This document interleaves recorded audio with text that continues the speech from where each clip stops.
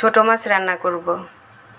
ভালোবাসেন কে কে খেতে এই ছোট কাসকি মাছগুলা। এগুলো তো কাসকি মাছ বলে না, মনে হয় মলা মাছ বলে। তো এখানে সবসময় পাওয়া যায় না ইন্ডিয়াতে, হঠাৎ হঠাৎ করে পাওয়া যায়।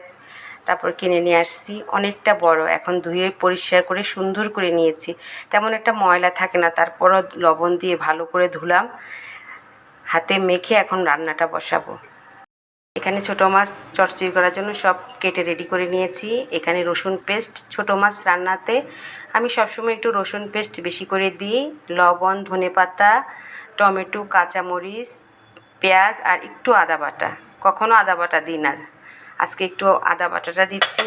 আর এই তো এখন কড়াইতে দিয়ে দিব। আর এখানে আমি হলুদের গুঁড়ো, মরিচের গুঁড়ো, জিরে গুঁড়ো আর হচ্ছে তেল, সব কিছু এখন আমি এখানে দিয়ে দিচ্ছি। দিয়ে তারপরে ভালো মতো এটা চটকাবো। আমি এভাবে ছোটো মাছটা হাতে ভালো মতো চটকিয়ে সব মশলা তারপরে আমি রান্না করি। তো এখন ভালো মতো এভাবে একদম কী যে ঘ্রাণ বেরোচ্ছে, দারুণ ঘ্রাণ বেরোচ্ছে। এরকম ভালো মতো চটকিয়ে না ছোটো মাছ চচ্চড়ি করলে অনেক মজা হয়। আগে ভালো মতো মশলাগুলা এইভাবে একদম চটকাই ফেলবেন। এই যে এরকম চটকিয়ে এই যে দারুণ হয় রান্নাটা। তা ভালো মতো আমি চটকিয়ে নিচ্ছি। দেখেন কি সুন্দর হয়ে গেছে। এই তো দেখেন মাখা একদম শেষ। এই যে আপনাদের সাথে মাখা দেখানোর সময় আমার একটা ফোন চলে আসছিল। আর এই তো এখন এই যে ছোটো মাছ, এই দেখেন এভাবে করে ছোটো মাছগুলা দিয়ে দিব আলতো করে। এমনি তো নরম ছোটো মাছ, এভাবে দিয়ে দিচ্ছি। তো সবগুলো একটু দিয়ে নিই। সবগুলা মাছ দিয়ে দিলাম। এবার আলতো করে এগুলা এভাবে মাখবো। দেখেন এভাবে আলতো করে মেখে তারপরে এখানে পরিমাণ মতো আমি পানি দিয়ে দিব। এই যে আমি অনেকবার দেখিয়েছি, তারপরও আজকে একটু মন চাইলো আবার আপনাদের সাথে রেসিপিটা শেয়ার করি। এভাবে রান্না করলে না দারুণ লাগে।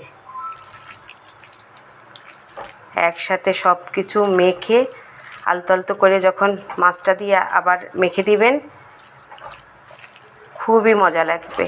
তো এখন আমি এটার সাথে পানি মিক্স করে নিই। এখন এই যে হাত ধোয়া পানি দিয়ে দিচ্ছি, আর একটু লাগবে। আর এভাবে করে একদম সুন্দর করে মাছটা বসিয়ে দিব, নাড়াচাড়ার দরকার নেই। আর একটু পানি দিতে হবে। এই যে আর একটু পানি দিয়ে দিলাম, দিয়ে এবার এভাবে করে একটু করে তারপরে চুলাটা জ্বালাই দিচ্ছি। তো রান্নাটা শেষ হোক, তারপর আবার দেখাচ্ছি।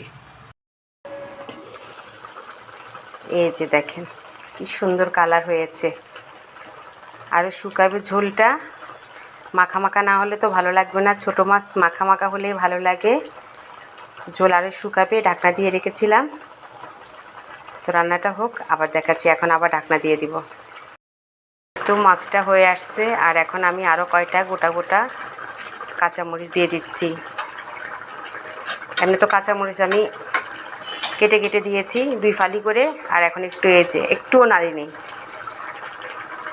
এই যে আর একটু পরেই নামিয়ে নিব, যখন একটু শুকনো হবে। এই যে রান্না কমপ্লিট। ছোটো মাছ চচ্চড়ি কেমন হয়েছে রান্নাটা বলবেন কিন্তু। আল্লাহ হাফেজ।